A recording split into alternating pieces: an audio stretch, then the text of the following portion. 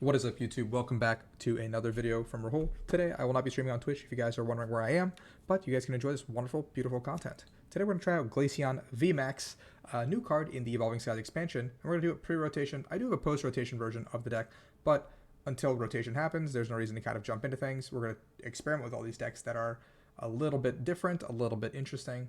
While we have the chance, September 10th, rotation is going to happen, so we got 10 more days. 10 more days of interesting pre-rotation content. The POG Championships will happen on the 4th. I'll be playing in it. I hope you guys are too. Remember to hit that subscribe button, hit a like on the video, leave a comment below, hit that bell. Let's jump into the deck profile. Now, this deck is Glaceon VMAX. It revolves around Glaceon VMAX, which uses Crystal Veil. Prevent all damage done to this Pokemon by attacks from your opponent's Pokemon VMAX, except any Glaceon VMAX. So this ability obviously gets a lot stronger in the post-rotation format, but right now, it's still pretty strong. There's a lot of really good VMAX Pokemon, Shadow Rider Calyrex, Rapid Strike Urshifu, Victini VMAX. A lot of these Pokemon do get stopped by this Crystal Veil ability specifically.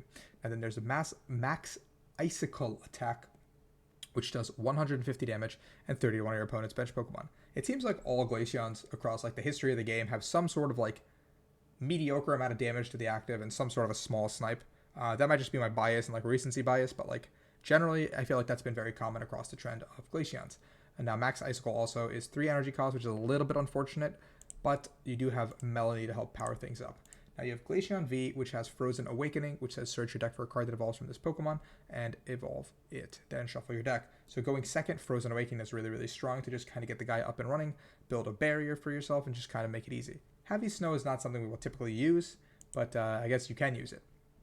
Now the lifeblood / like search engine / everything in the deck is our Sobble Drizzile Inteleon line. We are familiar with it. You know these guys already. These are very, very staple in a lot of our decks in the pre and post rotation format, simply due to Shady Dealings being so strong.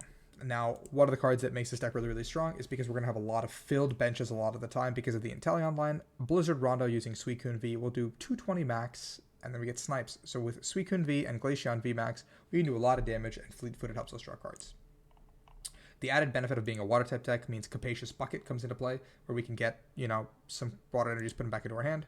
The rest of the list is very, very straightforward. In Standard, the only difference is we're playing 1 copy of Snowleaf Badge to give Glaceon no weakness potentially, as opposed to 2 air balloons. Everything else is very standard for an Inteleon deck. 4 Melony is our primary, pivot engine. This list could also honestly just easily replace the Glaceon VMAX with a Ice Rider and probably be more efficient, if not the same amount of efficiency. But we're going to take this thing onto a spin-on ladder and show you guys how it kind of works. Now, the deck has been performing very up and down just because it is not tier 1 per se, right? It's not tier 1 per se just because Glaceon VMAX has to kind of rely on a metagame where you know that people are playing VMAXs, you know that people are playing certain things to kind of thrive. Going second is a little bit of a bummer just because we need to, get a Melony off this turn, get our setup going with the Sobbles, the Glaceon, etc. Now, this hand is probably the most unplayable hand I've seen in the Pokemon trading card game. So this might be a quick 1-0 out of our favor.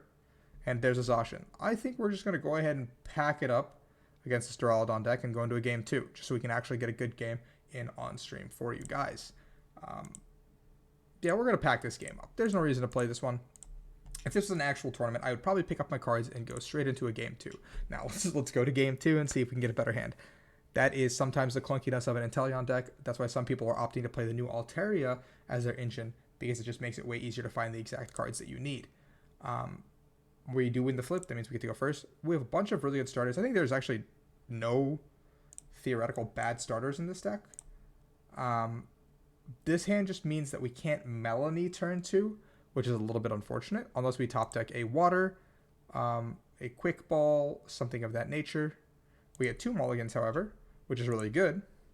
Shadow Rider Calyrex V. Now we're going to go ahead and just start the game as simple as we can. We're going to go ahead and grab the Sobble, just to set up for a potential top deck of a Level Ball, something like that.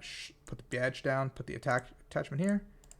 He can use Cloak in Shadows to kind of set up the board, but we can just pass here, because we know this deck does use VMAXs a lot.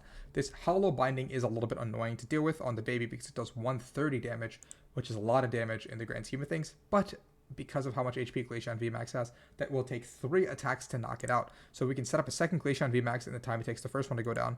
This Hollow Binding Shadow Rider Calyrex promo card is going to get stuck. This is probably one of the more impactful promos that have been released for a deck, for a major archetype. And it's very interesting to see that in these new promo boxes, that there's a different Rapid Strike Urshifu, a different Signal Strike Urshifu, a different Shadow Rider, and a different Ice Rider Calyrex as well. Meaning that this could potentially be a trend down the line with cards like Rayquaza, cards like Umbreon. I don't know, maybe have a better baby that could potentially pivot the game, change the game a little bit. Astral Barrage is a little bit annoying to deal with. Our opponent's quick balling away the Marnie, which means we probably won't get Marnie this turn. I say probably because anything can always happen. Like, they can just go quick ball, grab another Shadow Rider or Cresselia or something, and then Marnie anyway. But yeah, ideal top deck for us actually is a quick ball, because we can go ahead and quick ball the water away, grab ourselves another Glaceon, use the Melony, draw 3 cards, and in those 3 cards we can potentially hit a Drizzile. We could potentially hit, okay, see, I told you guys, I told you we're getting Marnied. It always happens. Whenever you least expect it, you get Marnied. Now the baby guy only does 100, so it's not like a crazy loss. Here, we do find a Chaotic Swell, which is a very good card here to offset any training centers their own Chaotic Swell, kind of make it a dead card in their hand. We do find the Level Ball to find a Drizzile in the upcoming turn to find Research, to kind of just draw some more cards, figure things out. I mean, worst case, even if we don't find the Glaceon VMAX, we can always just use Frozen Awakening and set it up. So Dedenne, they're really digging for something. I think, okay, they're just done digging for something. They were digging for something. They're no longer. We just top deck the Glaceon VMAX, so the problem is semi-solved there. We won't be able to attack this turn, unfortunately. So we're going to go ahead and just grab the Drizzile. We're going to go ahead and Research. We could grab Dedenne, or we could grab Marnie and make him reset his hand. But we do know that they have a Dedenne in their hand. That might be the only way to draw more cards. Okay, so that's a little bit unfortunate that we didn't kind of draw into something that we needed. Which is basically just an energy card. So we set up the Suicune V. We could retreat and draw a card, but I don't think we should. We're just going to go ahead and pass here. So this is going to be a good setup to start. We just missed an energy card. We get the Drizzile next turn to get the Capacious Bucket. This Mewtwo and Mew GX is probably going to become a problem, especially with the Miraculous Duo GX to kind of reset. Now, we did know they had a Dedenne in their hand. They kind of already telegraphed it. Because of that, we were already like not going to Marnie them. We can start using Boss's Order to stall for time. Because we do need time. We need time right now to kind of pivot, get the ball rolling, get the board rolling, kind of figure out how we can navigate this game. The Inteleon pings are probably going to always go on this Mewtwo because that is public enemy number 1, the threat that we need to deal with.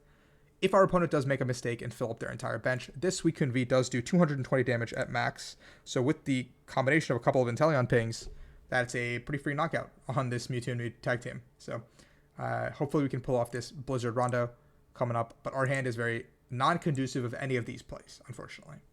Our hand is bad. We're going to probably go ahead and use Drizzile to get another copy of Research, a copy of Marnie, something, just to get the ball rolling.